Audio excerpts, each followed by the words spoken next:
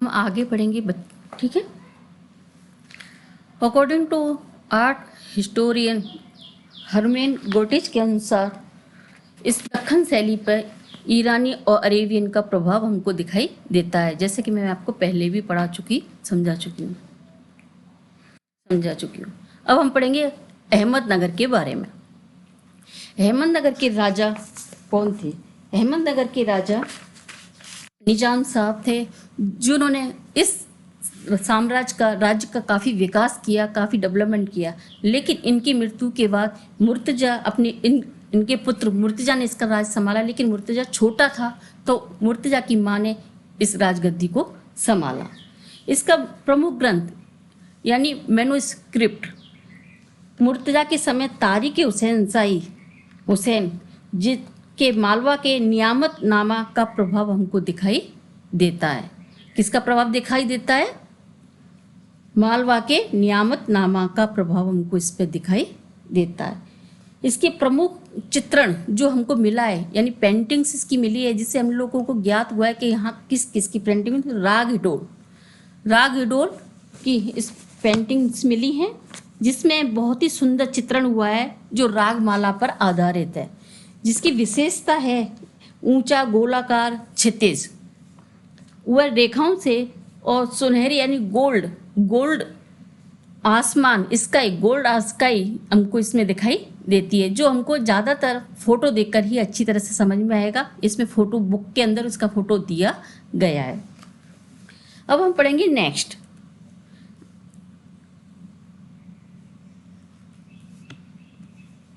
बीजापुर। हम बीजापुर के बारे में पढ़ेंगे। बीजापुर के राजा कौन थे?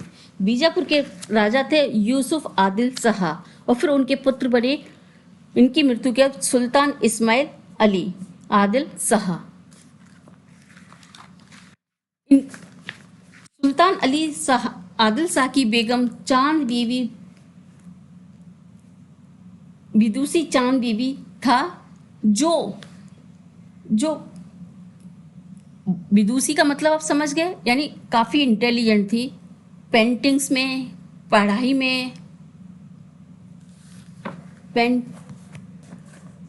आदिल की पत्नी जो और पत्नी थी, जो आदिल साहब की पत्नी थी, जो स्वयं चित्रकला में निपुण थी। किस में निपुण थी?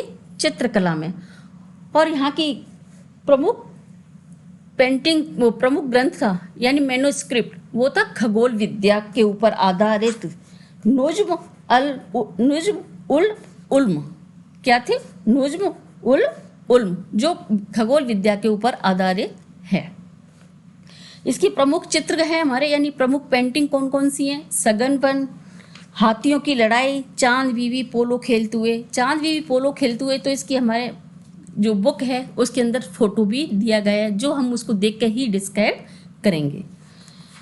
इसकी विशेषता यानी फीचर्स क्या थे? चेहरे चमकदार थे, पृष्ठभूमि साधारण थी परंतु हरी भरी रंग की थी, हरियाली थी अच्छी।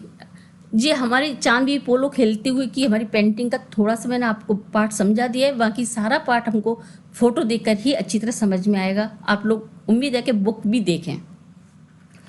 इस पेंटिंग में ज़्यादातर प्रभाव किसका दिखाई देता है? इसका प्रभाव जहांगीर कालीन मुगल कला का में प्रभाव इस पेंटिंग्स पे दिखाई देता है। नेक्स्ट हम गोलकुंडा के बारे में समझेंगे।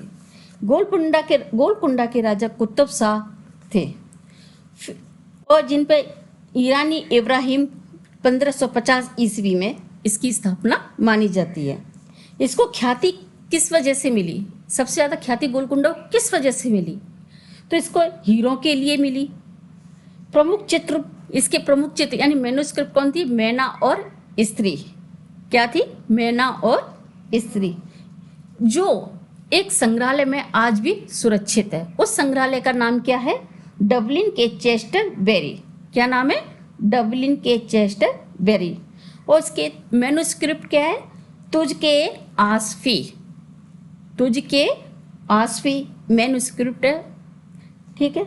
और इसकी विशेषता क्या है? नारी के चित्रण के लिए जाना जाता है। गोलकुंडा किस लिए जाना जाता है? नारी के चित्रण के लिए जाना जाता है। लेडीज पेंटिंग्स, उमराव, दरबारी यानी कोर्ट की सीन, किस लिए? कोर्ट के सीन के लिए जाना जाता है, राग नागरी के अनुपम चित्रों के लिए इसका नाम गोल जाना जाता है। और इस पर प्रभाव हमें ईरानी अरेबियन तो है, लेकिन साथ में इसमें प्रभाव हमारे मराठा शैली का भी माना जाता है।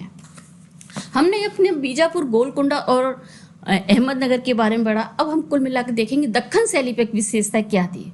कुल मिला के दक्खन शैली की विशेषताएं, कलाकारों के नाम, इसमें कौन कौन से कलाकार थे दक्खन शैली? मीर हासिम और रहीम। कौन थे? मीर हासिम और रहीम। और इसमें चित्रण किस किस पेंटिंग्स पे हुआ था?